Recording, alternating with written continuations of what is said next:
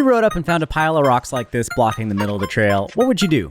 I think most people would probably hop off and carry their bike. Heck, in all honesty, I'd probably do the same because I wouldn't be expecting it. But if you practice a few trials basics, you can indeed ride through stuff like this. And in this video, we're going to show you how. Finally got it. This fall, I've been doing a bunch of longer rides on the bike in lots of cool places. Here in the Northwest, it's a very humid climate, and so this ends up meaning that even when temperatures drop, you're still sweating a ton. I know I am. I don't know about all of you. I've been lucky enough to partner with the guys over at Element. Element makes an all-natural electrolyte supplement, and what I've been doing is mixing one of these packets into my water bottle for each bike ride. Element is a very simple mix. It's just potassium, magnesium, and sodium with a little bit of stevia to make it just a tad more yummy.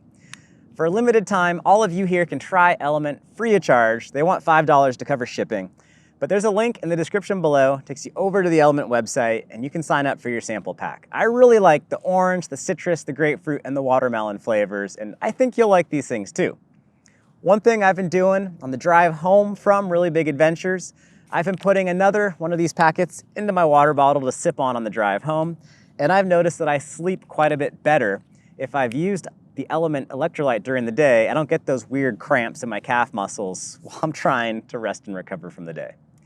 Big thanks to the guys at Element, and give this stuff a shot. It's pretty good. So what are these 5 basic techniques? Well, the track stand, the pivot, the hop, punch, and the pedal kick. So let's break this down. First, we have a big punch to get onto the rock. Then we have a bit of a kick to get on the next pile of rock. You can also see a rear wheel pivot followed by a front wheel pivot. Then some ungraceful pedaling, mashing through the rocks, followed by a track stand and a hop. Then some pedal kicks, a couple more hops, and a pedal kick down off the rocks, and I'm home free. None of us are born with an ability to magically get through these technical bits of trail, but there is an entire genre of cycling dedicated to riding the most technical terrain imaginable. No, not Red Bull Rampage, but trials riding. Ah, so ugly. But it'll work. Originating from the world of motorcycle trials, bike trials is all about simply riding over obstacles without putting your foot down. In competitive trials, riders are judged by how many times they put a foot down or dab. While this sport has splintered off into something incredibly foreign to many mountain bikers, there was a wonderful time in the 1980s and early 1990s when all top professional mountain bike racers had to also compete in trials. But we're past that now, and today, not many folks even know what the term dab means. I'm no trials pro, let alone expert, but I did compete in the beginner and intermediate level competitions as a kid. I ditched the sport in lieu of BMX and mountain biking, but I always practice trials basics. Why? Well, they are the key building blocks to becoming a fully capable mountain biker, and that's something I always wanted to be.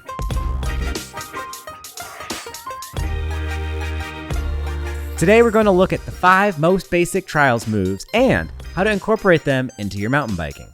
The result? Well, you'll be guaranteed to stomp all your local tricky moves. I can't promise Instagram fame, but I can promise both challenge and fun, and maybe some frustration as you confuse the neighbors with your upcoming driveway drills. Track stand. I often use the track stand while climbing, to take a break, to look at which line would be best, or maybe to give other trail users a chance to pass by. This is the simplest skill and the easiest. If you just go ahead and practice this move, you're going to be far ahead of the curve. And yes, I have a few tips on how to track stand coming up shortly. First, let's climb the hill.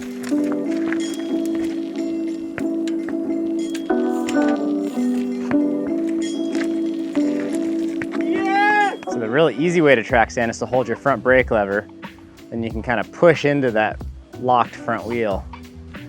You can roll it backwards real nice, forwards a little bit. Keep a little angle with your handlebar, makes it even easier to balance, but most of the balancing comes from your feet.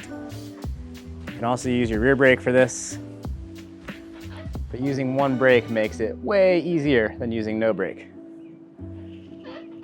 If you have a hill to lean against, no brakes is pretty easy. Sometimes I can do these no-handed, but today's not that day. Definitely most of the balancing is in your feet. In a moment with no wind, start to do it no-handed. For this to get easier, you gotta pick one spot down and in front of you to look at and focus on. And once you're doing that, it's a lot easier to balance than if you're just looking willy-nilly. And I found that if you're looking up, it gets way harder. Someone told me that if you're trying to drink a beer while you're track standing, it gets really hard to tilt your head back and actually ingest any, but I wouldn't know. The pivot. I often use the pivot to get my bike into different positions on the trail. Especially useful on tight, slow trails, this can also be used to leverage the bike up and over awkward obstacles. Once you're able to really track stand, then you can start working on the pivot. Hold that back brake down and swing the front wheel over. Practice swinging the front wheel from side to side, but don't forget to practice swinging the rear wheel from side to side as well. It helps tremendously to push the front end down before you pull it up and swing it to the side. I use the term pivot interchangeably regardless of which wheel I'm actually pivoting on.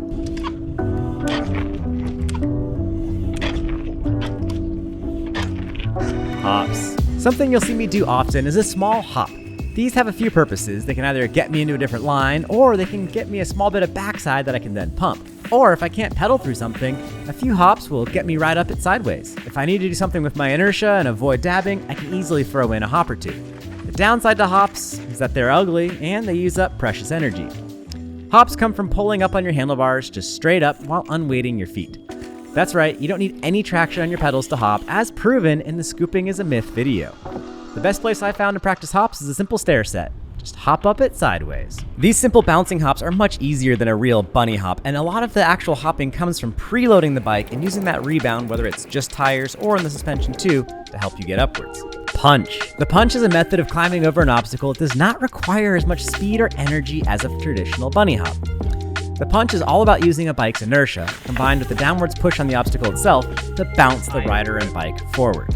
I use the punch constantly on the tech climb challenges. It takes at least a strong pedal stroke or two to get the momentum going for a punch, but it works fantastically. Let's play Spot the Punch. Yep, there's one right there, and there it is. The punch gets me up the single hardest part of that climb. So to do a punch, you've got to bounce the front wheel off the face of the uphill surface. Once the front wheel's bounced, you got to push your handlebars forwards while tucking your legs. On an undercut situation, you need to get your front wheel high enough to actually hit that sloping face towards you. If a face is super vertical, this is going to be a very hard move to pull off, but in a natural trail setting, it's actually not nearly as hard as it might seem. It just takes a little bit of courage to first start trying it. Of all these moves, I think the punch is the one that has helped me the most recently. Forward kicks. Or the pedal kicks. Or the forward kicks. I don't really know. So you're in a track stand, but you need to get forward, perhaps up. What do? A kick. I'm not a trials master, and to me the term pedal kick is interchangeable with forward kick, but pedal kick is more of a rear wheel technique. Anyhow, the kick can be done on only the rear wheel, which is usually easier than with both wheels. However, balancing on the rear wheel is a little intimidating, so it's common for folks to try this with both wheels on the ground first. I use forward kicks to get through things that are just a bit too big and far for traditional simple hops. To me, a kick also uses less energy than a hop and allows for bigger distances to be covered. These are the hardest of the basic skills we discuss here. The idea to let go of your brakes, then immediately pedal forward a small amount while hopping will get you forwards. You need to be in the correct gear. For me, it's usually third or fourth gear. Then land with your brakes back on for that control.